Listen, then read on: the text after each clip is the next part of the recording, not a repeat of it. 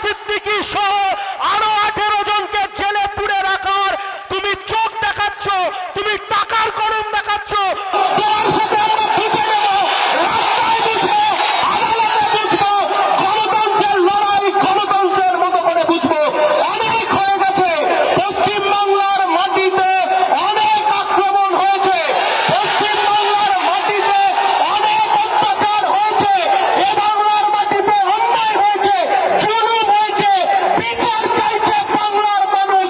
বিচার করতে হবে, কেউ পার পাবে। একজন পার্থ চ্যাটার্জি, একজন মানিক ভট্টাচার্য, আরেকজন আমাদের নওশাদ।